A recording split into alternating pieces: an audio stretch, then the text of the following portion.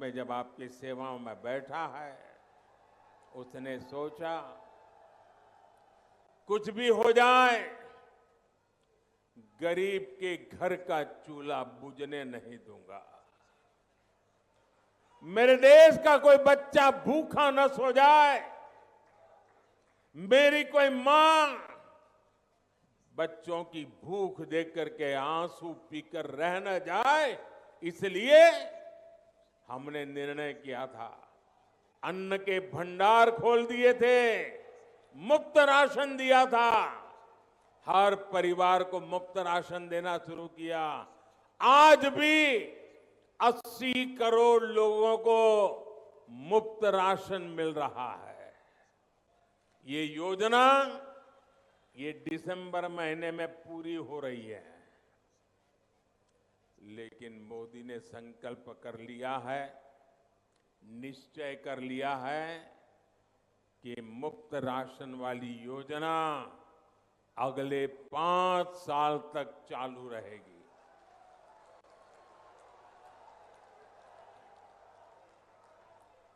अब किसी परिवार को भोजन की थाली की चिंता नहीं रहेगी। इतना बड़ा पवित्र कार्य करने का निर्णय किया है। मुझे बताइए भैया, राजस्थान के लोग तो वीरता से भरे हुए लोग हैं। जब ऐसा काम करते हैं तो पुण्य मिलता है कि नहीं मिलता है? ऐसे नहीं, जरा जोर से बताइए, माताएं बहनें बताइए, पुण्य मिलता है कि नहीं मिलता है? पुण्य मिलता है कि नहीं मिलता है?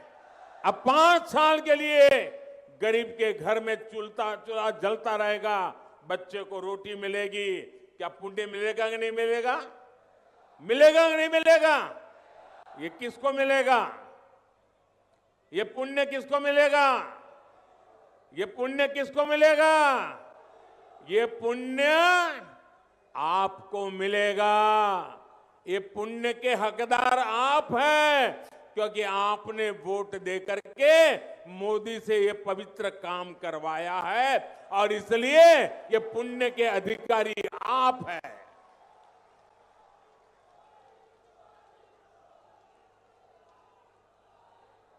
लेकिन ये कांग्रेस पार्टी भी देखिए कमाल की पार्टी है। गरीब को मुफ्त राशन से कांग्रेस बहुत तिल मिलाई हुई है, गुस्से में है, और इसलिए कांग्रेस इलेक्शन कमीशन को जाकर के मेरे खिलाफ इतनी बड़ी चिट्ठी देकर के आ गई है। अदालत में जाने के धमकियां दे रही है। अरे गरीब के रोटी खिलाने में जेल भी जाना पड़े तो क्या होता है जी, चले जाए। साथियों, राजस्थान में बनने वाली भाजपा सरकार किसानों के कल्याण को सर्वोच्च प्राथमिकता देती है। जहां जहां भाजपा सरकार है, वहां के किसानों को पीएम किसान सम्मान निधि के 12,000 रुपए मिल रहे हैं। 6,000 केंद्र के और 6,000 राज्य के। राजस्थान भाजपा ने अपने संकल्प पत्र में आपको ये भी वादा किया है, जैसे ही यहां भाजपा सरकार बनेगी, राजस्थान के किसानों को भी पीएम किसान सम्मान निधि के 12,000 रुपये मिलना शुरू हो जाएंगे। राजस्थान में भाजपा सरकार बनने के बाद आपके पशुधन के टीकाकरण के अभियान को भी तेज किया जाएगा।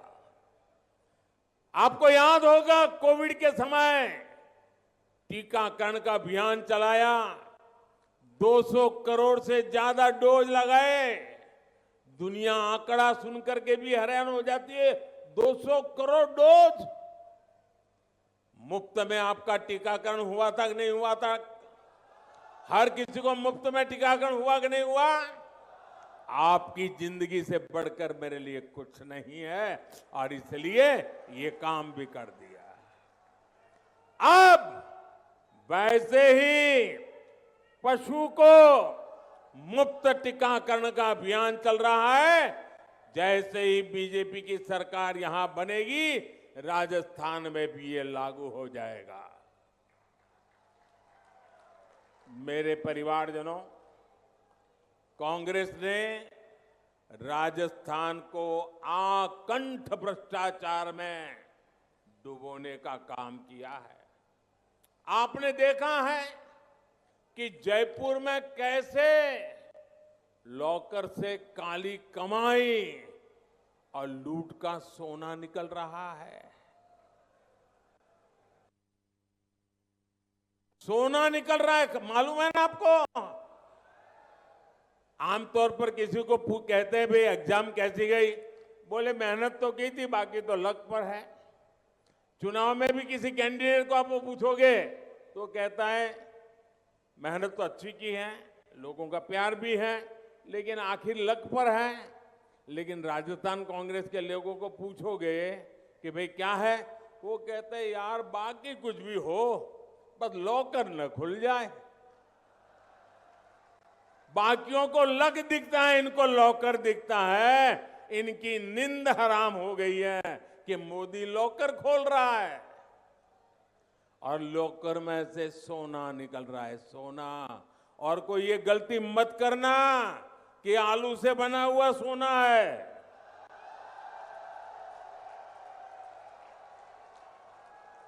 ये आपसे लूटा हुआ, चोरी किया हुआ माल से निकाला हुआ असली सोना है। ये काला धन, ये सोने के भंडार जो लॉकर से निकल रहे हैं, ये राजस्थान के नौजवानों को धोखा दे करके लूटे गए हैं। ये पेपर लीक घोटाले का पैसा है, ये पानी से जुड़ी योजनाओं में हुए घोटालों का पैसा है, ये बच्चों के मिड डे मील से लूटा हुआ पैसा है, ये ट्रांसफर पोस्टिंग के में से कमाया हुआ पैसा है। कांग्रेस ने राजस्थान को जितना लूटा है उसकी गवाही आज यहां का हर कारोबारी दे रहा है।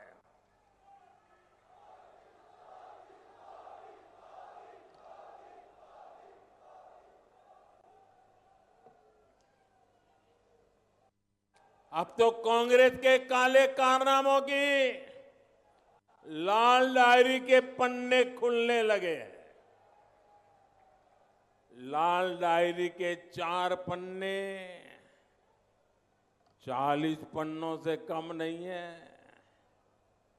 कुछ लोग कहते हैं कि लाल डायरी में एक बेटे का कबूलनामा भी है। बेटा खुद कह रहा है कि पापा की सरकार रिपीट नहीं होगी। लाल डायरी के जो पन्ने बाहर आए हैं उनमें लिखा है कि जादूगर सरकार ने कैसे राजस्थान को खनन माफिया के हवाले कर दिया।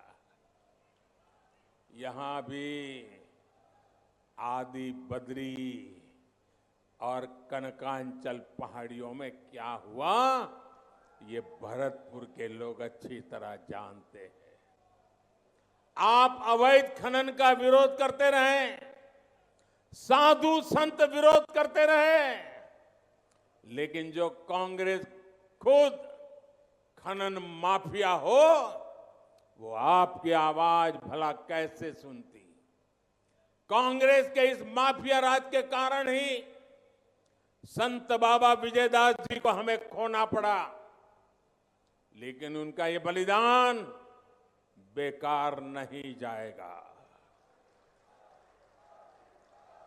भरतपुर की पूर्वी राजस्थान की जनता कांग्रेस के माफिया राज को उखाड़ फेंकेंगे।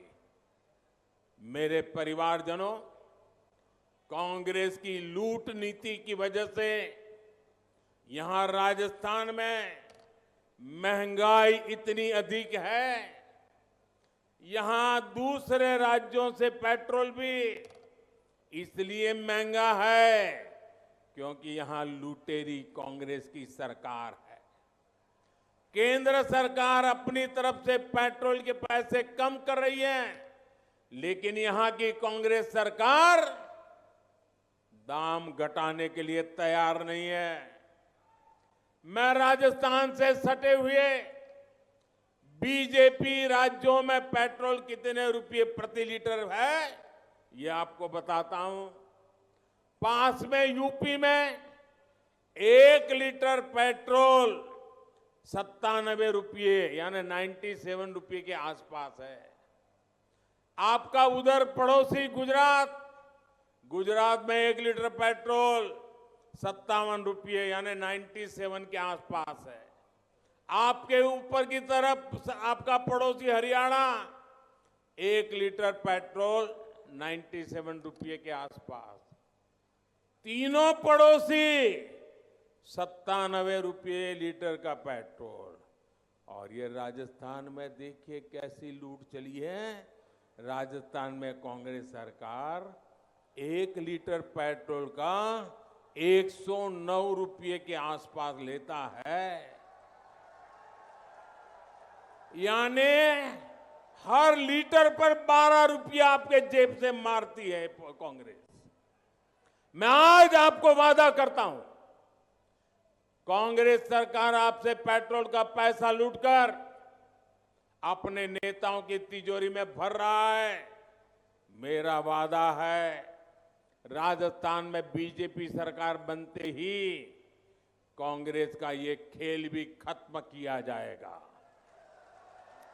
और मैं आपको विश्वास दिलाता हूं, भाजपा की सरकार बनते ही पेट्रोल के दामों की तुरंत समीक्षा की जाएगी और जल्द से जल्द लोकहित में निर्णय भी किया जाएगा। और ये भी मोदी की गारंटी है। मेरे परिवारजनों, ये पूरा ब्रज क्षेत्र तो कान्हा की लीलाओं की भूमि है। पूरे ब्रज क्षेत्र के तेज विकास के लिए मैं राज्य सरकारों के साथ संपर्क में हूं। 23 नवंबर को मैं संत मीराबाई जी की 525वीं जयंती के कार्यक्रम पर मथुरा भी जा रहा हूं। यूपी में पहले ही भाजपा सरकार है और यहां भी 3 दिसंबर को भाजपा सरकार तय होने के बाद पूरे ब्रज का विकास तेज होगा। भरतपुर जिले को एनसीआर की तर्ज पर विकसित करने का रोड मैप सिर्फ और सिर्फ भाजपा के पास ही है। भाजपा सरकार ने ही भरतपुर में मेडिकल कॉलेज बनाया। यहां चौड़ी सड़कों और आधुनिक रेल कनेक्टिविटी की गारंटी भी भाजपा ही पूरी कर रही है। दिल्ली मुंबई एक्सप्रेस वे से ये पूरा क्षेत्र देश के औद्योगिक नक्शे पर अग्रणी बनते लगा है। पूर्वी राजस्थान नहर परियोजना का खाका भी भाजपा ने खींचा था और इसे तेजी से पूरा भी भाजपा ही करेगी। मेरे परिवारजनों, आपने कांग्रेस की करारी हार सुनिश्चित कर दी है, लेकिन ये सीजन शादी ब्याह का भी है, तीज त्योहार का भी है। इसलिए ध्यान रखना कि मतदान सबसे पहले करना है। अच्छा, मैं एक बात आपसे बुलाऊंगा, आप लोग बोलेंगे? बोलेंगे? अच्छा, अपना मोबाइल निकाल करके उसकी फ्लैश लाइट चालू करेंगे। सब अपने मोबाइल फोन निकाल करके फ्लैश लाइट चालू कीजिए और मोबाइल फोन ऊपर कीजिए। सबकी फ्लैश लाइट चलनी चाहिए। हर किसी की अपना मोबाइल फोन से फ्लैश लाइट निकालिए और मैं जो बोलूंगा आपको हाथ ऊपर करके बताना है। आपको क्या बोलना है मैं बताता हूं। आपको बोलना है कमल चुनेगा राजस्थान। सुनिए, अरे उत्साही नौजवानों, पहले मेरी बात सुनिए। कमल चुनेगा राजस्थान। क्या बोलेंगे? क्या बोलेंगे? क्या बोलेंगे? तो मैं बुलवाता हूं। ब्रज भूमि की बढ़ेगी शान, ब्रज भूमि की बढ़ेगी शान, महाराजा सूरजमल का शौर्य महान, महाराजा सूरजमल का शौर्य महान, युवा शक्ति का होगा सम्मान, युवा शक्ति का होगा सम्मान, बहन बेटियों का बढ़ेगा मान, बहन बेटियों का बढ़ेगा मान, भ्रष्टाचार पर लगेगी लगाम, भ्रष्टाचार पर लगेगी लगाम, भरतपुर में बढ़ेगा पर्यटन का काम, भरतपुर में बढ़ेगा पर्यटन का काम। मेरे साथियों, इतनी बड़ी सभा हो गई और मैं राजनीति में ज्यादा समय संगठन का काम कर रहा हूं। मेरे जीवन के काफी वर्ष संगठन के काम में गए हैं, लेकिन अरे पहले सुनिए नौजवानों, अभी जरा 25 तारीख तक जरा ऊर्जा बनाए रखो। कभी कभी क्या होता है, चुनाव की सभाएं तो हो जाती है, लेकिन 11 बजे सुबह इतनी बड़ी सभा करना ये लोहे के चने चबाने का काम होता है। आप सब भी संगठन के यहां कार्यकर्ता हैं, मैं जानता हूं, बहुत मुश्किल काम होता है, लेकिन मैं आज यहां के हर कार्यकर्ता को जी भर के बधाई देता हूं कि सुबह 11 बजे इतनी बड़ी सभा कर दी। ये बहुत बड़ा काम किया है आपने।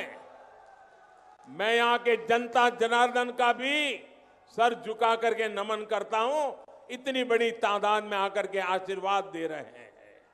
और मैं देख रहा हूं जो लोग पंडाल में है उससे ज्यादा बाहर धूप में तप रहे हैं। जो लोग धूप में तप रहे हैं, मैं उनसे क्षमा मांगता हूं, क्योंकि हमारी व्यवस्था कम पड़ गई, आपको धूप में तपना पड़ रहा है। लेकिन मैं आपको विश्वास दिलाता हूं कि आप जो धूप में तप रहे हैं, आपकी तपस्या बेकार नहीं जाने दूंगा, विकास करके लौटाऊंगा।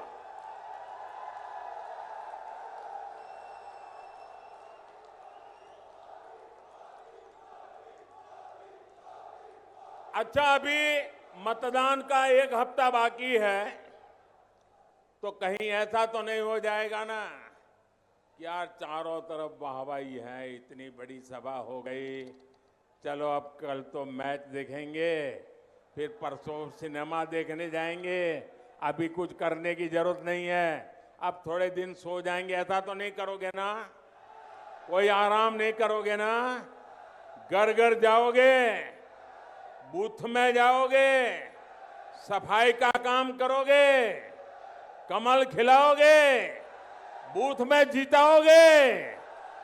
भाइयों बहनों, एक और काम करना है, करोगे? ये चुनावी काम नहीं है, करोगे? देखो ठंडे पड़ गए, ये चुनावी काम नहीं है, करोगे? ये मेरा निजी काम है, करोगे? पर्सनल काम बताता हूं, करोगे? सब करोगे? जो पीछे हैं जरा हाथ ऊपर करें, वो भी करेंगे। जो धूप में खड़े हैं वो भी हाथ ऊपर करें, आप भी करेंगे। तो मैं बताऊं काम, पक्का करोगे? अच्छा, आप एक काम करना, घर घर जाना, जाकर के नमस्ते करते हुए हर किसी को परिवार में कहना कि अपने मोदी जी भरतपुर आए थे। सबको बताना, अपने मोदी जी, प्रधानमंत्री मत कहना। मैं तो हर परिवार का बेटा हूं। जाकर के कहना, अपने मोदी जी भरतपुर आए थे, उन्होंने आपको राम राम कहा है। इतना कर दोगे? हर घर जाके कह दोगे? जब आप उनको कहोगे ना कि अपने मोदी जी ने आपको राम राम कहा है, हर परिवार मुझे आशीर्वाद देगा, हर परिवार मुझे आशीर्वाद देगा। और जब परिवार मुझे आशीर्वाद देता है तो मेरी ऊर्जा अनेक गुना बढ़ जाती है, मेरा दौड़ने का हौसला बढ़ जाता है, दिन रात काम करने का मन बना रहता है। ये आशीर्वाद एक बहुत बड़ी ऊर्जा है और इसलिए हर परिवार में जाकर के मेरा राम राम कहना और वो आशीर्वाद मुझे मिल जाएगा। एक नई शक्ति के साथ आपके लिए जुटा रहूंगा। बोलिए भारत माता की। भारत